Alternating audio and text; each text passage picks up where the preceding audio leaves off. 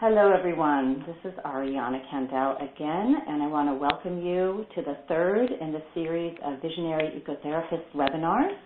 Today I'll be talking to Dr. Martin Jordan about his new book and how he practices outdoors with adults and children and how he sees the field of ecotherapy developing in the next 10 years or so.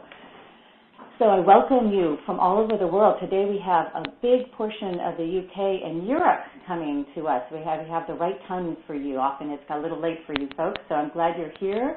Welcome people all over California, which is my state, and we have some folks from Australia and Canada as well. So some of you are seasoned practitioners, some of you are new to the field, some of you are seasoned ecotherapists, some of you are new to ecotherapy. So we're going to be speaking on a couple of levels today, so know that will be happening. And if you have a question along the way, please write them down. It's at there's a place to put them at the opening page on the left-hand side. We'll get to those at the end, as many as we can. We're leaving about 10 minutes, so we should be able to get to most of them. And if people are on the phone call, I also will open up the phone for people to ask questions as well at the end. So this series, I created this series because I wanted to promote the voices and the topics that are being discussed at the forefront of this field. Some of them take a little while to get into book form. However, Martin's book is coming out next month, so we'll be able to see a lot more of what he has put together there soon. But I also wanted students and colleagues to be able to hear what's going on with each other, to dialogue, to be inspired, and to be in a supportive loving community together, because we sure need that on our planet, and the more support and community we feel, I think, the better. So before we get into the whole meat of the interview, or veggies of the interview, I guess, sorry about that, I want to, and before I formally introduce Martin, actually, let's hear your voice, Martin. Hi, Martin. Hello, yep, hello to everybody. Thanks for tuning in, dialing in. Okay, we will get back to you in a minute, but as I do with all my webinars, I like to take a few minutes to settle in, to kind of go inside, to transition from whatever we're coming from, and to have a little connection with our body and with the earth. So if you would be willing to soften your eyes, make sure you're in a comfortable position, feel your feet on the floor or the ground. Close your eyes if you want as well. I'm going to offer some reflections and some imagination images for summer. I know most of you are from the Northern Hemisphere are in summer. Some of you that aren't, you may be wanting summer, so we're going to go there. So feel into the sensations of your feet right now, the soles of your feet, heel, the toes. And I want you to imagine a favorite summer place that you would like your feet to be, whether it's a beach, a meadow, riverbank, mountain rock. Take a few moments to find your place that you'd like to feel your feet touching. And as you arrive there in this place, let your feet press down, wiggle, feel the sensations of whatever is underneath you, the textures, the temperature, the flavors.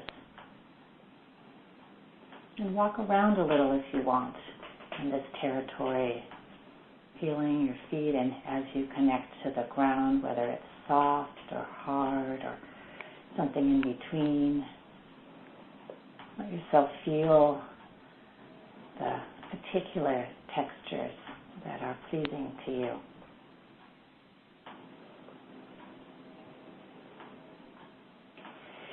And then, after your feet have arrived, I want you to begin to be aware of the perfect summer temperature for you. So that might be warm, it might be hot, it might be cool breezes. So find that temperature of a perfect summer day for yourself. And begin to feel that air on your skin, on your face, on your arms, on your feet and legs. And let yourself breathe in and receive the enjoyment of that air holding you, coming in contact with you. And perhaps you have a memory of this perfect summer temperature, positive memory. And breathe that in, let yourself feel that. And breathe in any sense in the air, smells of sea or forest or river, mountain air. Breathe in flowers, animals. Let yourself find the sense in this place.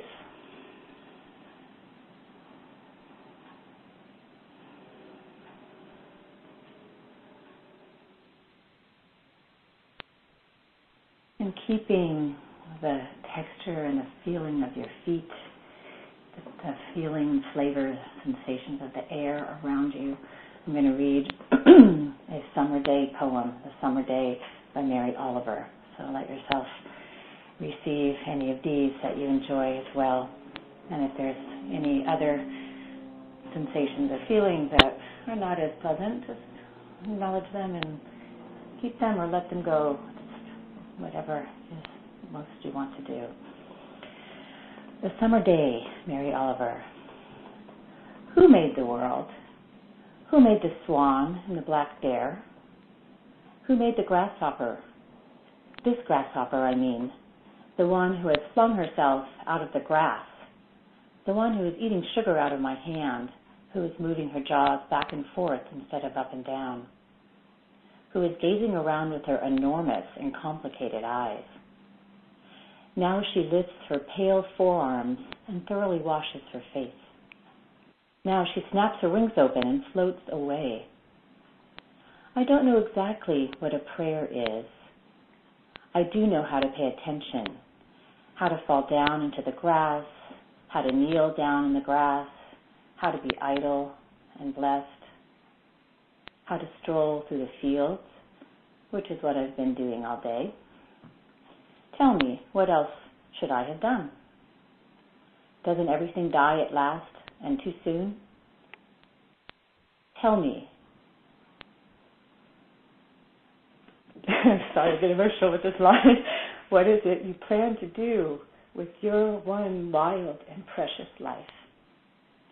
Tell me, what is it you plan to do with your one wild and precious life? So, just let that settle for a few moments. And bringing all the feelings and sensations, question with you.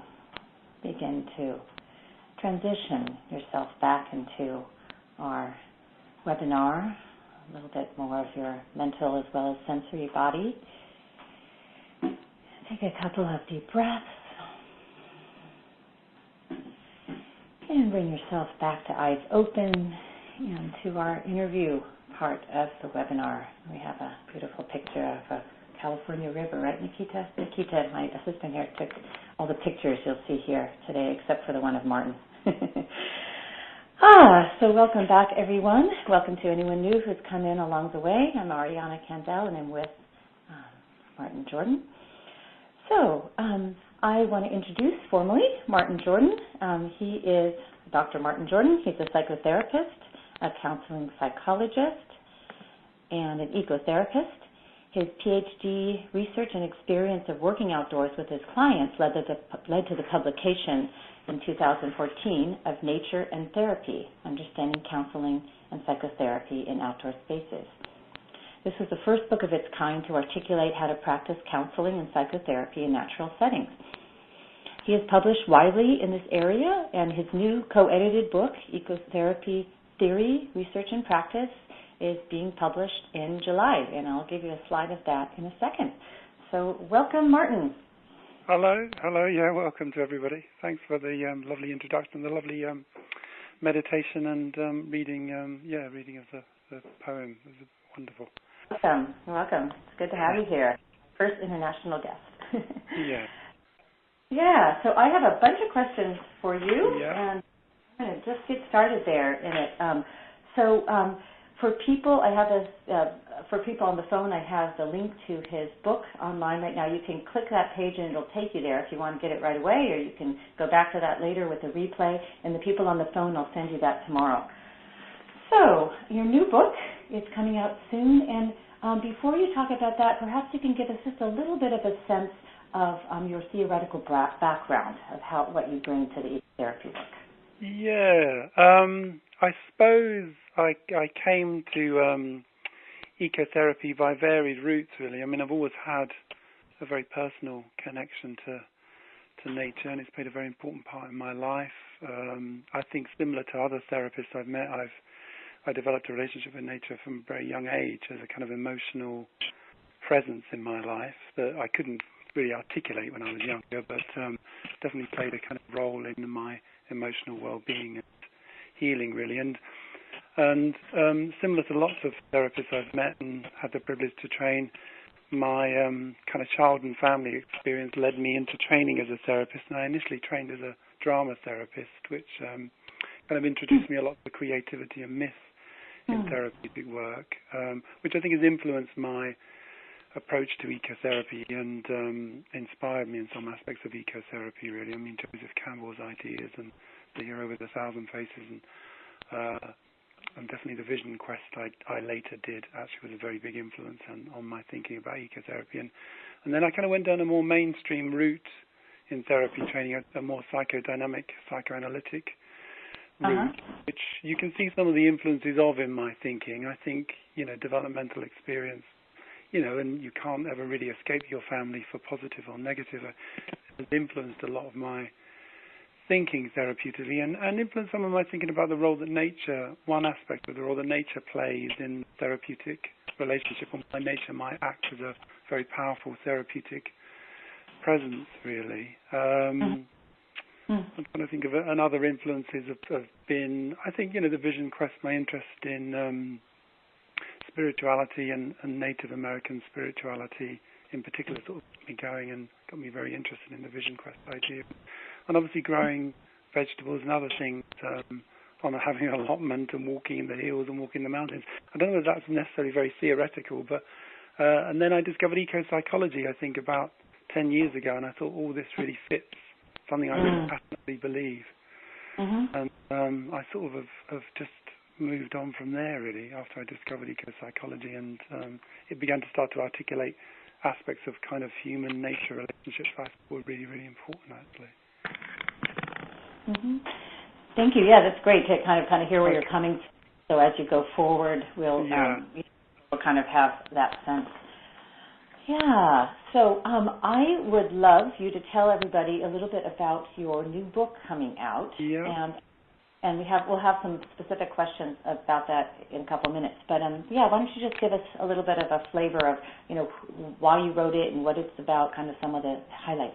Yeah, I mean, I should say there's only a little bit of me in it. I sort of pulled it together with the way with an edited book. I edited it with a colleague of mine, Joe Hines, who has written and published a fair amount himself in kind of the area of eco-psychology and environmental psychology. Joe's a therapist and an academic psychologist as well. He was kind of quite central in editing the book with me. And the idea, I suppose, behind the book was when I was putting around ideas for the nature and therapy book to publishers, a lot of publishers were very interested in kind of ecotherapy as an area, and some fed back to me kind of recommendations about how I should write the book, and some of which I took on, some of which I didn't, and Routledge were the only people who really wanted to publish nature and therapy in its original form. But Palgrave Macmillan came back and said they'd be interested in an edited volume of kind of ecotherapy writings, and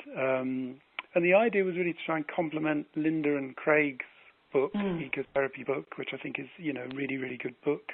with lots of lovely stuff in it. And the idea was trying to complement that and take things a little bit further in a sense of developing ideas around theory, trying to research in, and again, trying to link into what's always been really important to me is the practice of ecotherapy. How do I do this? What does it look like outdoors working with somebody? And I suppose tried to pull together a lot of people I kind of knew, really. I'd had some contacts with people in the United States who some people would be familiar with. Linda's written a chapter in the book.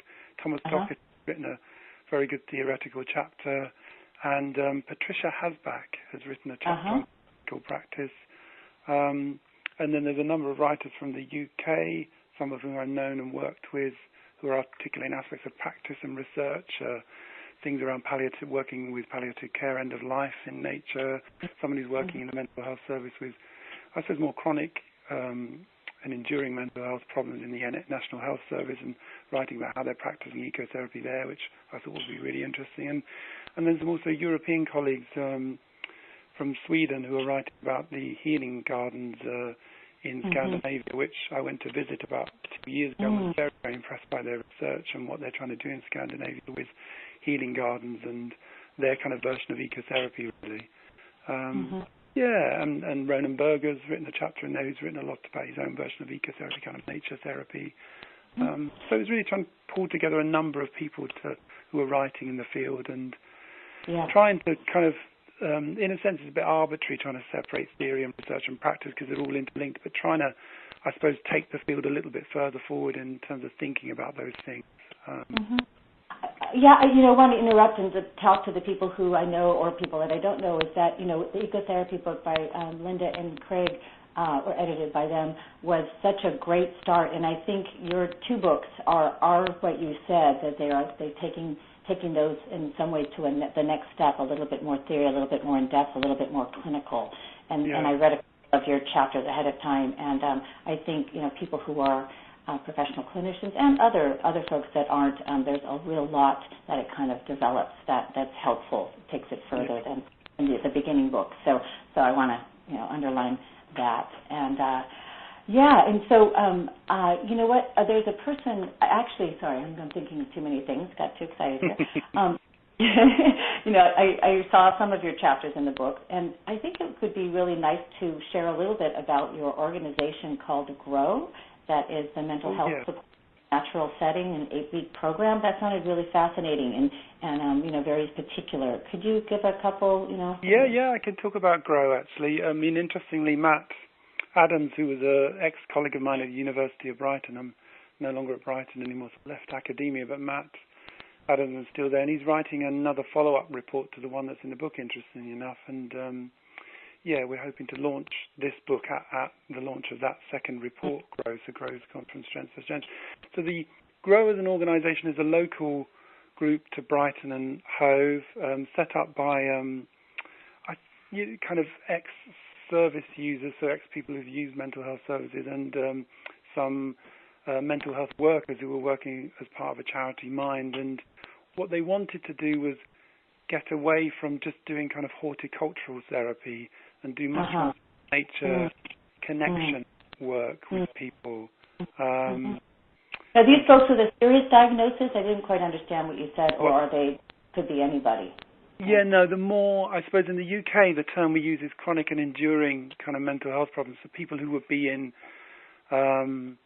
contact with psychiatric services would be either have had a kind of inpatient stay, so like a hospital stay, and would more than likely be in touch with outpatient care quite regularly. So people who would fall into the more severe end of the spectrum, so people suffering from kind of bipolar, I mean, these are diagnostic labels and we can critique these, but I suppose for the help of illustration, people suffering from a diagnosis of schizophrenia, bipolar disorder, the more severe end of the spectrum, people who are really struggling to cope, GROW is targeted at people in that end of the spectrum. And what do you how that's helped them the most? Because that's a novel. I guess I think years ago they had historians and stuff, and their people were in beautiful places. But how do you feel like that's different or how it's helped them? What was really interesting about Grow, when Matt and I researched and we talked to people and we thought about what people were saying to us, was that, of course, the natural setting was really important. So they were out on the South Downs, which is a kind of piece of, it's not wilderness by any means in the south of England. There isn't any wilderness in the south of England, but more natural kind of open spaces with sheep grazing and kind of bits of woodland. And they were working with the National Trust, which is the kind of organisation that looks after the land here. And they were doing kind of woodland activities and caring. So they were it was activity-based as well as being in nature. And people had a choice of just arriving, and if they didn't feel like doing anything and they were feeling very poorly, they'd be looked after and made cups of tea and fed, and they could just lie in the grass. Or they could engage in a range of, I suppose, woodland activities and things where they were learning skills and crafts. But it was held within I suppose what I would have termed a kind of therapeutic framework, in that they had a check-in group at the beginning of the day and a check-out group at the end of the day for people to kind of talk about where they were at and what they were feeling. And one of the really interesting things we found, alongside the idea that nature acted as a fundamentally kind of healing force and a presence, and that people felt psychologically a lot better in nature, of course, to back up a lot of the environmental psychology theory, was they were outside of clinic environments. And what a number of people articulated to us was the clinic almost situated them in an identity as having severe mental illness. And so the way that the appointments were set out, the posters were on the walls, even in a kind of charity setting, which I suppose a non-statutory setting in the UK, was trying to get away from some of that. That's beautiful. That sounds really important. You what? Sorry, Ariana, I didn't catch that. That sounds really important. That their identity would be different. They have to feel themselves in different identity. I mean, it allowed them more freedom, I think, to be who they were without a kind of label and a diagnosis. And I do think that's one of the real powers that I'm finding more and more about ecotherapy practice, particularly as I'm working with children in clinics, and getting outside of the clinics allows a much more democratic space for people to feel less threatened by the therapist or the therapy and the room space. I think that was one of the really interesting things we found with Grow, was that people found the outside space something that my daughter's down here and shouting. People from you pop upstairs if you're going to shout, love, because I'm on the phone. That was one of the, yes, you can tell I'm in my lounge at home. My daughter's down here reading her Kindle, but shouting at her. That was one of the really interesting things we found alongside, and I think that's a really important aspect of ecotherapy in terms of practice, that it allows more, I think, people to be freed up in lots of ways, and definitely people found their identity. They weren't located in a particular mental health identity that was as therapeutic in lots of ways. It's similar to some therapists. It's similar to some therapists that I know that are doing outside work, like myself, and some clients respond much better to walking alongside versus being across from. So that's threatening in that way, and they open up more. They have more feelings, etc. So I'm realizing as we go along, as usual, we could talk for a long time about each of these questions. I think I'm going to keep it moving so we can get to them and then get to everybody's questions at the end. And I want to acknowledge a couple people have typed in that there's some tech questions, and my assistant is trying to address them. Hopefully by now you guys have figured it out, and we'll do our best to work on that, but I'm also kind of trying to get this moving along here. So anyway, I asked this question to all the visionary ecotherapists that I've talked to, and I want to ask you, how do you see the crucial changes in the next decade for the field of ecotherapy?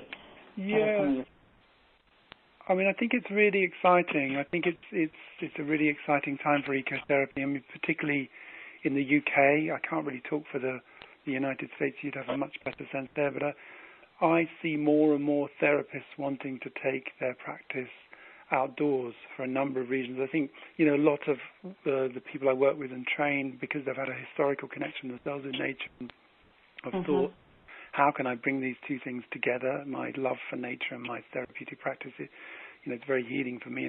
So I think there's going to be an increasing groundswell of people wanting to take their practice outdoors and wanting to work outdoors much more.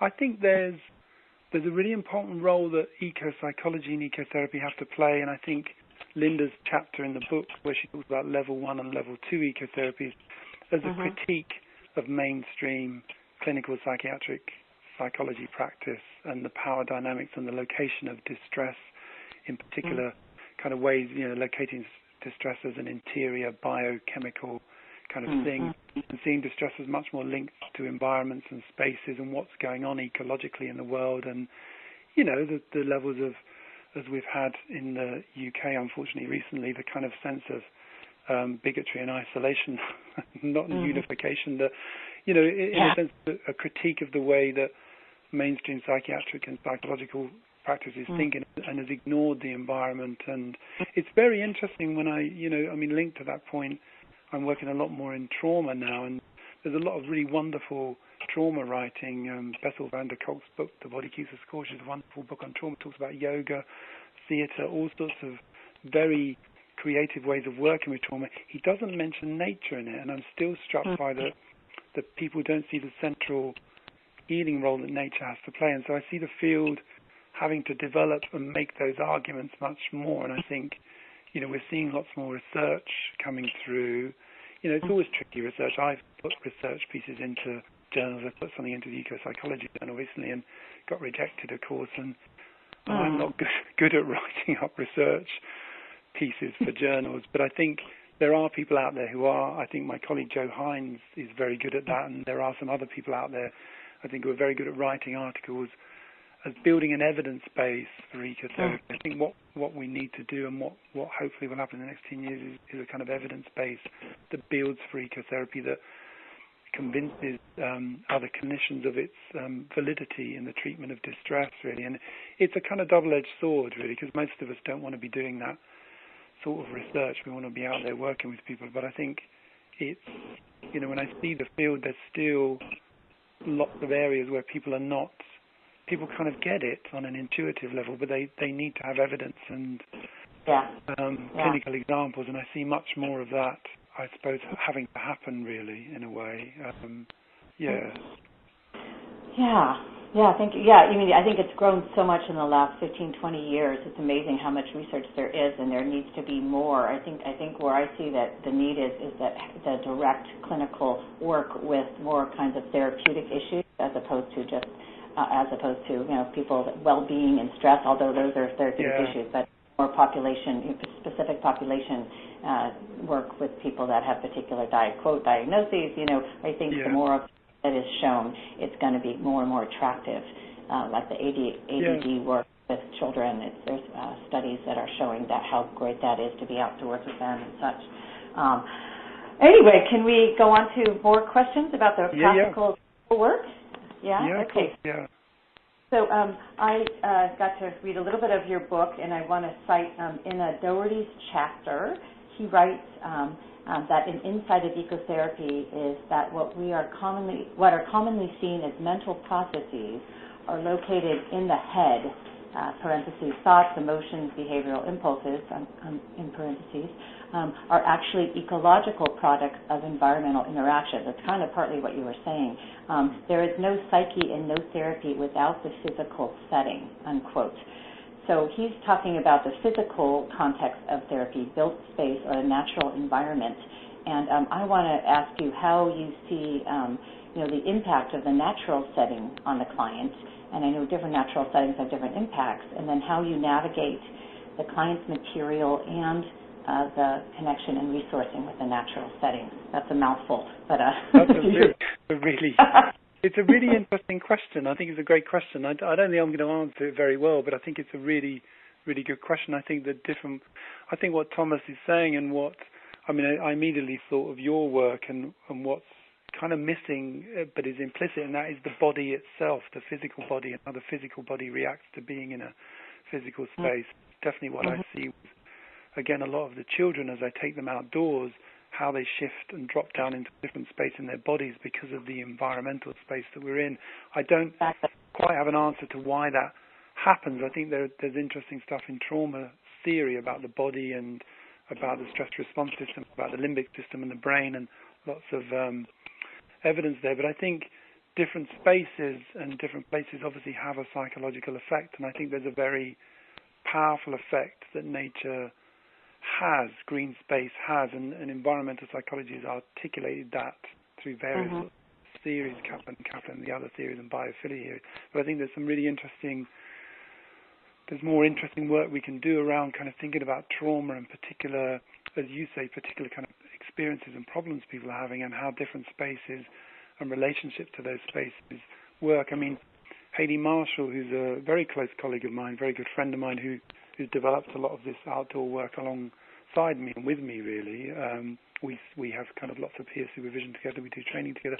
Hayley practices in one particular space, is a very big space, a woodland space, but she says a lot of the therapeutic work is about the relationship and the development of the relationship with that space, not exclusively with her as a therapist, but with the space itself and kind of moving through the space. And I think that's a really interesting idea for ecotherapy about how do people develop these relationships to spaces and places. And I know for myself, and we'll probably talk about this a bit later on, my own practices of connection, I feel very different in mountain spaces than I do in woodland spaces, and I may seek out those spaces for different reasons at different times and how I'm feeling psychologically. I know I have a big relationship with the sea at the moment. It's really important to immerse myself in the sea, particularly this time of year when it's a bit warm to swim. I mean, some people swim across the year, but it's those kind of, I think, practices of connection to particular spaces and how they evoke and provoke certain emotions, or they act to kind of help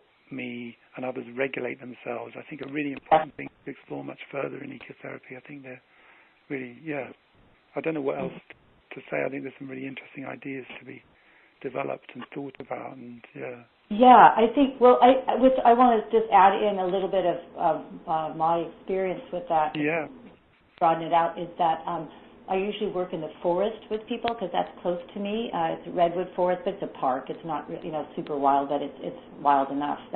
And one of the places that several of my clients have wanted to do the work in is these little circles of redwood trees. So we're actually tucked in the among the new growth and around the circle, and people can't see us unless they peer over the edge, into the little clump of.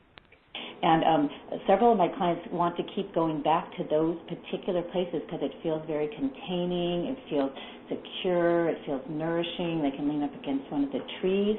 And so that's been interesting this year as I've taken people, more variety of people outdoors. And then it's just very different when I've taken them to a lake environment or when we're out in the meadow. Very different quality of feeling, and the work, sometimes I don't think, it's just a different quality of work. They may be looking up at the sky, they may be liking the vastness of space and the openness, but it's not as intimate or necessarily as in-depth unless they have a little bit more of that kind of actually natural containment. So that's I think that's a really interesting idea, and that's a really interesting experience that adds to the. For me, it's kind of moving into the more psychotherapeutic elements of the work, isn't it? It's thinking about how do those spaces affect people, why is containment and that sense of nurturing quite important at certain phases of the work. And like you say, how does the lake feel very different, and that you may be doing different sort of work. I mean, it's part of the beauty of the tapestry of ecotherapy and the different spaces and relationships. And I think we talked about it before. I took one of my ecotherapy training groups one day to the beach, to the kind of coast, and we've been working kind of woodland areas, and just what a different experience that was for people. I was quite shocked by people commenting on the relentlessness of the sea and the wind and how they didn't like it, some people, and how it affected different people differently. And I think that's a really interesting area of ecotherapy to be written about and thought about more, and how different spaces. I mean, there is a field of emotional geography that's developed that talks a bit about space, place, and emotional effect, and it's kind of linked to that. But I'm really interested in the kind of psychotherapeutic element of how can we, I'm hesitant to use the word use those spaces. People get a bit upset about using nature. I don't mean it in that sense, but how can we relate to those spaces and integrate them and work with our clients, and I suppose allow our clients to be proactive in choosing particular spaces to work in. I think it's really definitely. And just, some clients might love the sea, and they're very different from your client there. They might, they open up in a way they haven't, because I've had some students that have said, my clients want to go down to the water because it brings up this, good memories of childhood or whatever. So I would love to hear maybe one example of how you navigate the client's material with the natural surroundings before we go on to the next question. Oh God, that's an interesting question. How do I navigate, how do I build that into, in a variety of ways. I think we've talked about this, I've used the 4 shields ideas from the School of Lost Borders, because that's where I did my vision quest, and how you can locate emotions in geographical spaces and stages of development. And to briefly go around the 4 shields that link to childhood, adolescent, adulthood, and elderhood, and they link to different seasons. And I sometimes use that, if you like, template to allow people to explore their relationship to nature as a relationship to certain stages of their life or certain feeling psychological states.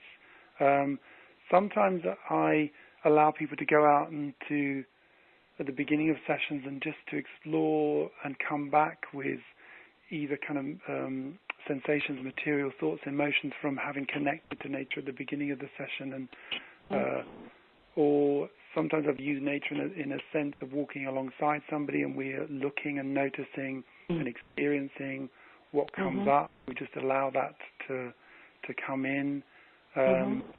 I've also used it in the form of using rituals at particular times that people have wanted to generate a kind of ritual for themselves in nature. Like mini vision quests I've done with people outdoors, and people walking across periods of time and then coming back and bringing back material from having walked. I'm very, I think we talked about this before, I'm very, I think the idea of intent is very important when you're out in a natural space of walking, and so sending people off to do things, to connect. I think it's really important to set up an intent and for people to step across a threshold and to notice the kind of inner and outer experience that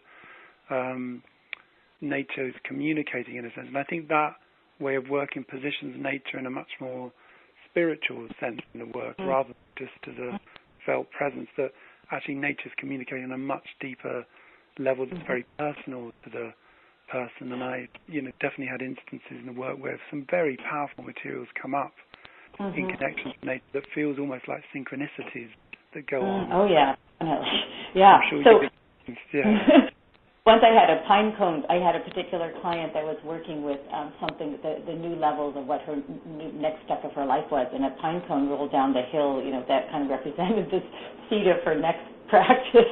It was really bizarre. But anyway, we're kind of switched over to the outdoor practices you have, and I guess I want to ask,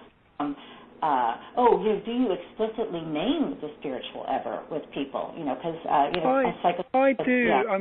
I do. But what I'm really wary of in my training, when I train with people and with my clients, that it's really important to me that it's their relationship with nature and their framework for what nature is for them. Because some people don't have a spiritual relationship with nature. I think it's kind of there in a existential form. They relate to the seasons and to life and death, but they wouldn't have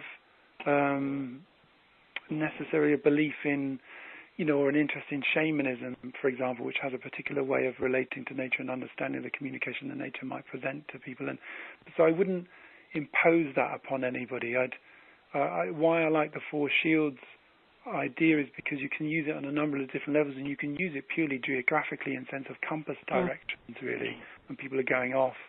And so they can relate at a number of different levels, really. But I obviously, personally, it's very important to me and that obviously must come through in the work that I do. But I've been on trainings and events where people have told me what nature is, and there are nature spirits, and there is this, and I really react against that, even though I might somewhere believe there might be nature spirits or whatever, but I don't want people telling me what I should be seeing. And I think that's a real edge for me, that I think we have to allow people to articulate their own relationship, and that's a process of experience and discovery that's really important for each individual, I think.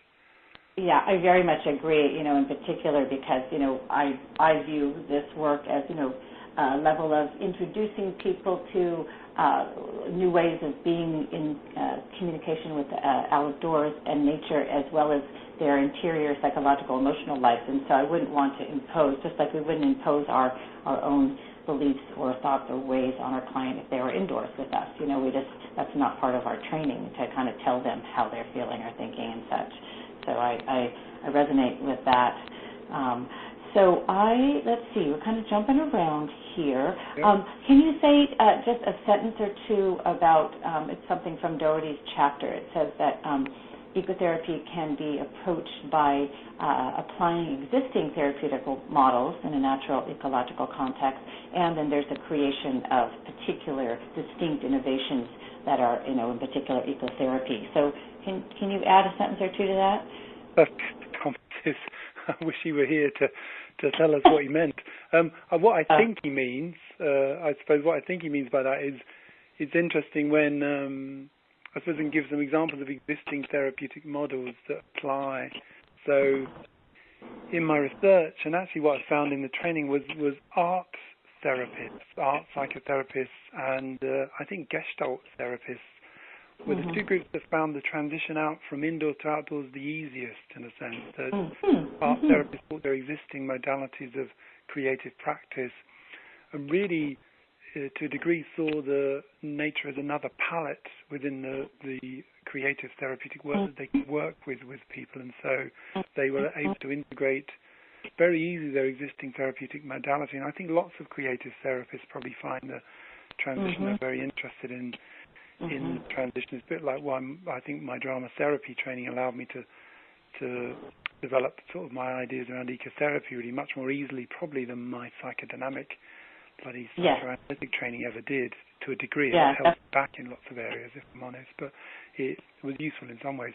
And Gestalt therapists, I think, are used to working a lot with experiments and creativity. And I mean, I'm not a Gestalt therapist, so forgive me, those people that are, but they found that way of working very easily translated to the outdoors, and because you're relating to what's happening synchronistically or what's happening in the moment. I think experientially and using the body a lot, and relating to what's happening in the body and the feeling sense, and I think Oh, I'm sorry. No, it's all right. What were you going to say? I was just going to jump in there and say that when I first started practicing ecotherapy outdoors several years ago, sometimes it was weighted on the side of I'm just doing a session that I would do indoors, but it's outdoors. And then sometimes it was weighted on the other side, like we're just being in nature together, and it wasn't so much therapeutic, but which, it was therapeutic anyway. And now I've kind of got a balance, going back and forth. Some flavors are, bringing in what's there. Some flavors are bringing in what, how we can, receive and be in connection with the trees or the ground or whatever. And then some are, we're doing psychodynamic work, right there and practicing with something I would do inside the office. But I think each therapist that begins to take clients outdoors and work in this way will find what their balance is, what their client's balance is. Each session will be slightly different depending on the needs of the client. I mean, sometimes some people have just needed to be more quiet and resourced and be receiving what they could from outdoors because of what was going on in their life is just too much. They couldn't really actually do a heavy session or a very in-depth session because what they most needed was that replenishment. So, I think it's interesting that kind of working back and forth between all the different amounts of how much we're engaged directly with the natural world and how much we're, engaged more specifically with maybe something in the past or something in the present that's a little bit more human-focused. So I'm going to shift, if I can just have the last word there, if that's okay. No, it's great. It's really important what you said. So if you can tell us just briefly some of your own practices. We're going to have just about another 5 minutes here so we can get to questions. So my own personal practices of connection. I mean, I think I have a number really. I have my own tree that I go and visit. Actually, it's about 10 minutes walk away. I mean, I live in Brighton, which is I suppose a small city, large town on the south, right on the south coast of England, and it's a very cosmopolitan place, big student population, big gay population, lots of artists. But it is kind of a city, and so I have to get out into nature a bit. And this is quite near to me actually, and it's a small strip of woodland, and there's a particular tree that's there. It's a beech tree actually, and I go and sit underneath it, and I breathe and I meditate, and it's very much the relationship with this particular tree I have that's really important to me. So if I'm having a hard time, I'm experiencing some distress myself, I go and I sit under the tree. I give the tree a hug and things, and connect in that way. And that small practice of connection is very important to me. At the moment, I spend as much time as I can trying to get to the sea and to swim. That again is another kind of, it's like a form of worship in a sense. Once someone once described their sea swimming as a kind of entering into the cathedral of the sea and kind of worshipping with the waves. And I find it just so fantastic on several levels. It really takes me into the body, because the water, it's not like the Pacific or anything. It's pretty cold, some of the sea around Britain, and it takes me right into my body. And then I'm rocked by the waves. If the sea's particularly choppy, which I really enjoy, I'm taken up and down, and I can feel the force of the waves. And it's a really powerful way for me of getting in touch on a very sensory level with nature and getting out of my head, which is quite important to do. And lastly, I love walking in the mountains. My mother-in-law lives in Wales, in Snowdonia, which is where there are some mountains. It's quite a way away from me, about 6 hours drive. And but I love walking in the mountains and being in the mountains. That again is a very healing place for me. And if I can be in the mountains, get swim in the lake and camp, then I'm very, very happy. Nice. Yeah, and it sounds like I can really feel your deep relationship to all those places, and I'm imagining most people that are listening online here, have some of those qualities, either similar ones or different ones, but most people that are coming to this work have had such really deeply nourishing and profound experience with nature that they want to share that, and they want to invite other people to it. So it's great as ecotherapists and therapists, to continue to really deeply feed ourselves in those ways. And I think it's really central, isn't it? It's like all therapists. It's like, doctor, heal thyself, isn't it? I think we have to maintain those relationships with nature on a very personal level. It's what I'd recommend to all in my ecotherapy trainings that I do. Is, this personal practice, regular practice of connection is really important to develop a relationship with nature, I think. Yeah. I completely agree. That's one of my 3 tenets of what you need to do to be a good ecotherapist, have your own deep. Yeah. So we've shifted into one of the last questions here. I know that you train people to practice ecotherapy. So could you say a couple sentences about that, and just to let people know? I don't know if there's anything coming up in the near future, but just to let them know. Well, there's a training in September, but it is fully booked really, so I can't really plug it. Hayley and I are organising to run some trainings next year. I will be actually running a short ecotherapy, like a 6-week ecotherapy once a week kind of group, I think in the autumn this year in Brighton. So people are near enough to Brighton. Some of you are obviously nowhere near Brighton, I imagine, but I'll be running, I think, a shorter 6-week course, and I'll be advertising that on my website, and I'll let people know about that. And but in terms of the trainings, several of the trainings we do are really for counsellors and psychotherapists that support them to take their practice outdoors and really to start to introduce them to kind of ecotherapy and starting with their own relationship with nature. But I mean, having said that, I'm also really passionate about working with a range of people who are interested in ecotherapy, so not just counsellors and therapists. I mean, that is a special area for me, but also mental health practitioners, so I really enjoy my ecotherapy groups when I run the 10-week groups, which are once a week. The range of people come really just for the experience of ecotherapy, which I think is really important. More and more people are drawn to that. So, so what's your website if people want to get to you? Because I don't have it here. Can you just spell it for us? It's ecotherapy.org.uk, www.ecotherapy.org.uk. Right. Okay. Okay, thank you. Yay. So, well, that's great that you're getting your things full and that you have several possibilities for people. Yeah. I'm gonna toot my horn here for a second here.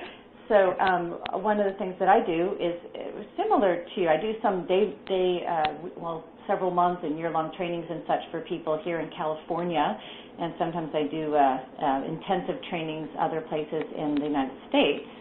So people can find that on my website, just arianacandel.com. But the big thing that I've been doing that I'm really excited about is that I teach online. I teach people all over the world how to, mostly practitioners, how to get out and take their clients outside. So if they've already had a particular training, I've had doulas and spiritual teachers and all different other folks too, but mostly LCSWs and psychotherapists and psychologists and such. So I have a training coming up in a couple of weeks, and then it's just 6 weeks long, and there's readings and webinars, and there's meetings online. So if that looks good to you, you can click on this page here, and you can see about the program, and there's a deal in the next couple of days if you are interested. So let me know or email me or whatever, and the URL will tell you everything you want to know and more about what the class is about, but I'm happy to answer more questions. So anyway, and if any of you folks are like, how can you do this online? Well, that's what I thought too, and basically I send people off to do very practical things with their clients, like, do some ecotherapy interview assessment questions and scout out a place that they want to go in nearby their office, to take people and have ecotherapy dialogues with their colleagues so they can get used to talking about it. And, so it's a very practical oriented class as well as some theoretical and discussion and dialogue. So anyway, so that's what I'm up to. So I want to turn it over to some questions and answers, and we have some online, and I'll do a couple of those, and then we'll open up the phones if anyone wants to. And I apologize, I didn't get to you're working with children and trauma outdoors, but if we have enough time after a couple of questions and answers, then we'll go. Yeah, it's an area in development. So, and can I just say, I think it's great you're doing the online program, because there's a real demand for it, Ariana, so I think it's great you're doing that. It's fantastic. Thank you. I do a couple classes a year, and they're mostly full. So I'm happy. It's so exciting to do it with people that don't have people in their countries or states, provinces. Because online is a great format. So here we go with some of the questions, and feel free to write in a question as we're kind of getting into this area. So this is from a woman from Oxford named Naomi. She said, what role do structure and boundaries play in setting up a group therapeutic space in the outdoors for vulnerable children? So if you don't, what would you say? That's a really good question, isn't it? What role do structure and boundaries play?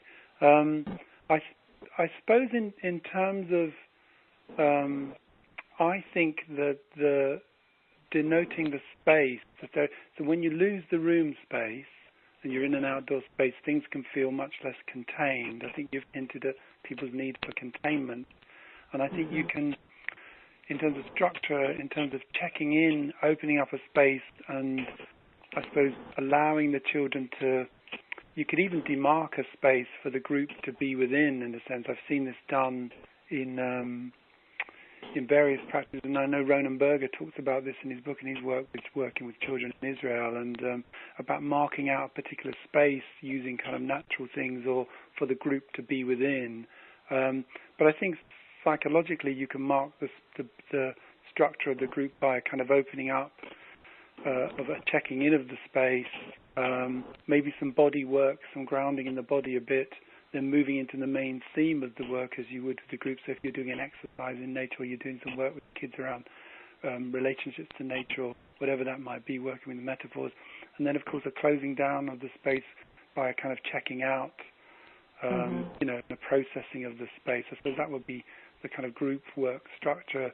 And in terms of the boundaries, again, outdoors, I think the time boundary is really important. I mean, again, in terms of confidentiality, you may want to put up signs and have a space that you can kind of contain. Some of the work I do is in spaces where I do put up signs and I try and contain and protect the space from in people coming into it, because I think one of the concerns about outdoor work is people just wandering into what you're doing really and breaking the confidentiality of the space. So how you might protect that space, the boundaries are quite important, and of course contracting with the group around that. Again, depending on the age of the children. And I'd also say, what if we? I think that's a really great beginning. We have a bunch of other questions, yep, so don't mind. I want to go on and perhaps someone. Naomi can also email you if she has another question. Yeah, of course. Yeah, she can, yeah. And also, Naomi, if you are still there, I have a possible referral of a person or two that also might be able to talk to you. It's in one of my webinars. So yeah, I'd recommend Fiona Berger's book on working with children outdoors. Yeah, The Healing Forest. That's a good book. Okay, great.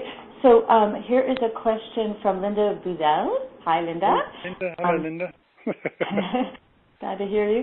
Have you found that therapists with family systems training respond well to ecotherapy? Yes, actually. I can elaborate on that in a bit. We had someone last year on one of the courses who was a family therapist. He actually was talking to me about the Institute of, or one of the family therapy organizations in the UK in the conference, and there were a number of speakers at the conference, 2 or 3 who were talking about working in nature as systemically and working with families outdoors and doing stuff with families. And I think it's a real area that lends itself for systemic work to working outdoors. So I'd be. There's a few people doing it. I could put Linda in touch with you, but yeah. Okay, thanks.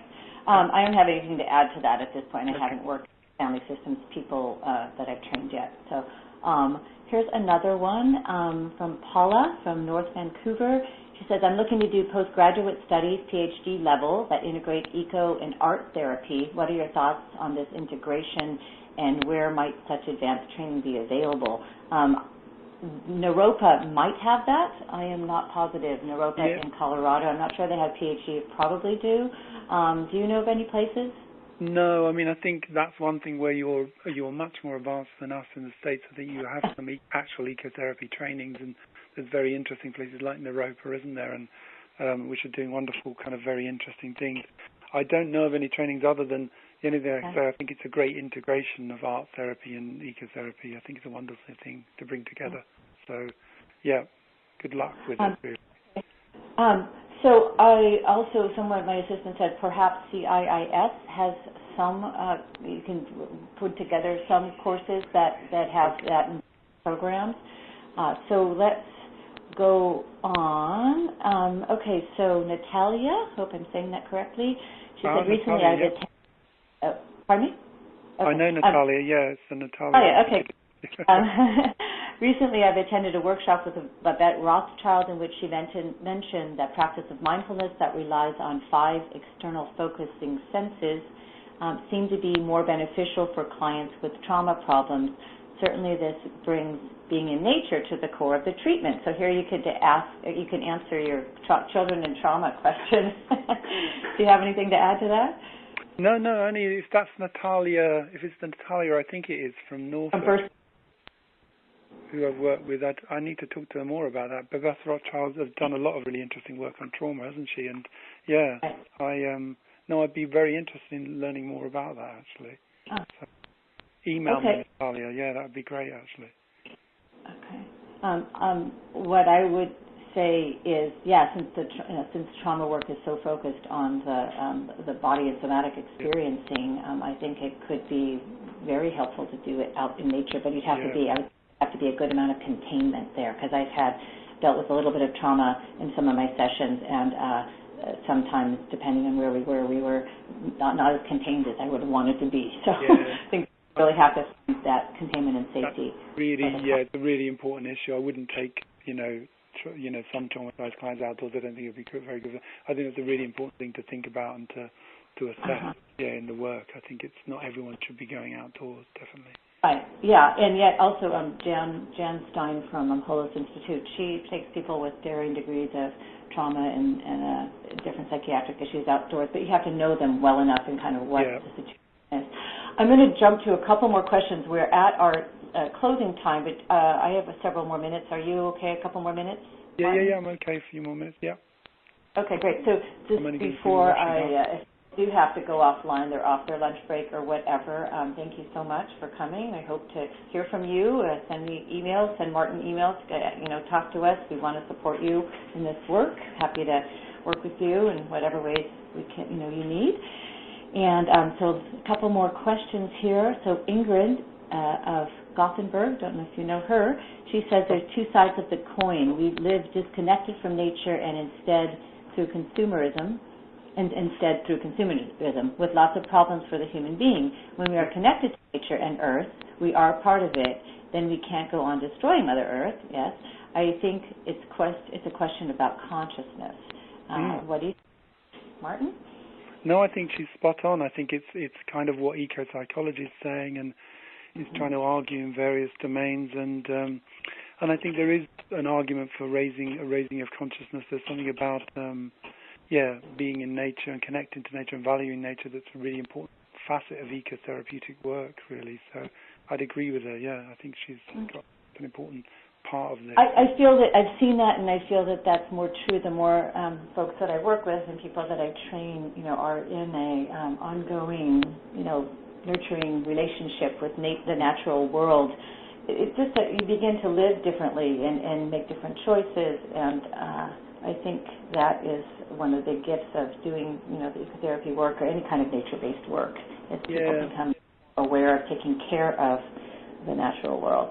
So I think, and if you read Linda Bazel's chapter in the book, I think Linda's making some really important arguments about what ecotherapy is and the different levels of it, and that for Linda, I think, particularly, and for all of us, is a really important thing about that raising of consciousness and what's happening in the world, and ecologically, and human capitalism and the evils of all of that. It's really important.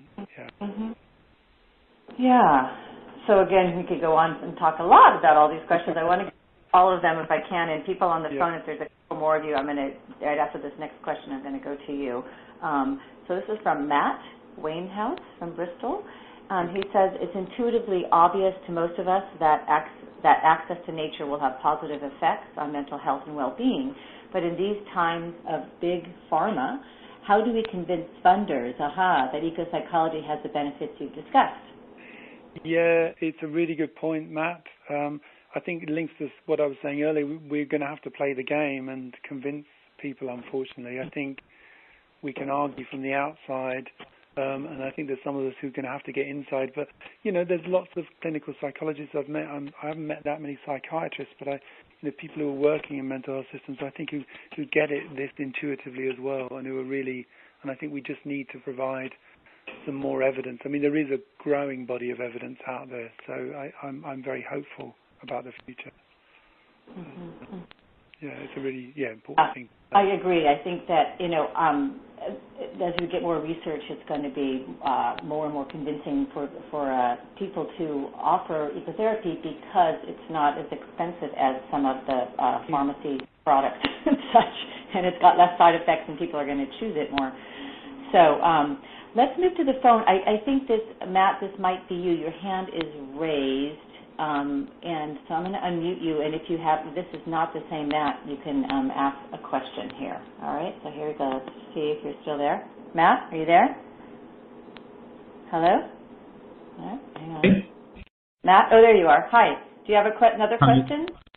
No. It was the same question, actually. So thank you for asking that. It was really helpful. Okay, great. I was going to say, and that was coming from a mental health nursing perspective, where we can see it being really valuable, I guess, to our clients, but actually convincing our health partnership, it's tricky, and that was where the question was coming from. But thank you. Thank you. If you look at the GROW research, and in the book, I mean, I'm plugging the book a bit, but in the Vanessa Jones, who's working in the NHS, I mean, she writes about mindfulness and ecotherapy in there, and I think the GROW reports and other things, there's stuff out there to try and use. I mean, there's a guy in Scotland whose name escapes me, who's been doing lots of research and mental health research, publishing in the Eco-Psychology Journal. It's just trying to get the people on board, and speaking to the people who are more receptive, I think. I'm sure there are some people higher up in mental health who get it. So, Matt, if you want, I can send you, and I think I'll put it on the replay information so everybody will get this. I'll send you the URLs for many different studies that Craig Chalquist gave me a couple interviews ago, so that it'll have, it's like a whole page of them, so you could go down and look through and see if there's any of them that could be helpful for your particular situation. Okay? That's fantastic. Thank you very much. Yeah, you're welcome. Okay, anybody else on the phone? Last chance for phone calls, and I have maybe one or two more questions, and then we'll be ending. So anyone on the phone, you press *2 to raise your hand, and a last chance for questions. So let's go back to questions, see if there's any more. We have one from Susan. Hi, Susan, from Sonoma, California. So she is asking for an example of a ritual in nature therapy, and I think she's heard some of mine. So would you like to answer that question? A ritual? Oh, blimey. I can only think of specific Well, with a particular client, yeah. Yeah, with a particular client. I was working with somebody, it was kind of to do with PTSD work, and we'd worked indoors a lot, and we moved outdoors because she wanted to resource herself. At a certain point of the work, she wanted to generate a ritual to mark letting go. And so what she did was collected some things and brought some things with her to therapy, and built a small little ritual fire and put things on, lit the fire and put things on the fire. And as she was putting things on, we talked about what she was burning and what she was letting go of. And that was a very powerful kind of ritual for her. I mean, maybe some of the things you've suggested, Ariana, but that I think it's really important the client can generate the ritual in a that's really meaningful to them. And I think another example, very powerful one, just quickly, is the death and purpose logic that again I did on the Vision Quest. I think those are very powerful, stepping, in what you want to let go as part of the Death Lodge, and then step across into the purpose circle about what you want to invite in terms of your purpose. It can be quite powerful little rituals to do in nature. You can set that up in a particular place where you're located. If you want, in a session, you can demarcate that if you wanted to. Yeah. I'm actually going to add one more because it was really lovely. This is the same woman with a pine cone, and she was, in a transition from her life, in her life, and so she began to kind of do something with the ground. She was kind of making a circle, and then it became, a kind of a hole of some kind of change. There's a capacity in that hole for something new, and we were talking about it and feeling into it, and then she realized she wasn't quite ready to go into that place yet, so she covered it with this beautiful pattern of leaves on the top, but we talked about coming back to this place when she was more ready, and then taking the leaves off, and then, kind of going into that place again. So it just kind of evolved from what she was doing, me supporting that, and then, her being with the natural, pieces that were right there, the leaves and the ground and everything. So, a lot of these can kind of just, they're already starting to happen sometimes. It's a matter of noticing, oh, this person is doing such and such, or they're looking at such and such, or they're, you feel an intuition, and then you want, kind of help them take it to the next step and really support the ritual element of it. So that's really wonderful. Part of this outdoor work when it happens. It doesn't happen all the time, but when it does, it's great. Some of it can be more specifically evoked and set up with the client beforehand, or sometimes it happens within the, the session that you didn't necessarily expect it. So we are at 10 minutes past, so I want to, let the conference shift, make sure there's no more hands up, and this has been great. It's wonderful to see more about your work. I can't wait to get your book and read that. So I want to thank everybody for hanging in here, for listening. I hope you got most of your questions answered. Definitely get Martin's book. There's so much more rich material to read. Check in with me if you have any interest in doing training, and also with Martin. And any last words from you, Martin? No, just thanks for phoning in and listening. I'm always honoured and flattered that people can be bothered to listen to what I've got to say. So thank you. Yeah. Wonderful. Yay. Well, goodbye, everyone. I will have another visionary webinar sometime before the end of the year, so just check out my newsletters or, get on my mailing list. Most of you are. And thanks again, Martin. And if you want to stay on for like 1 or 2 minutes after, I'll hold everybody else and we'll just say goodbye, yeah? Okay, cheers. All right. Take care, everyone. Good luck and go for it. I want to say get out there, do it, get support, and take people out into this beautiful land. It'll be good for you, for them, and for the land. Okay, bye-bye.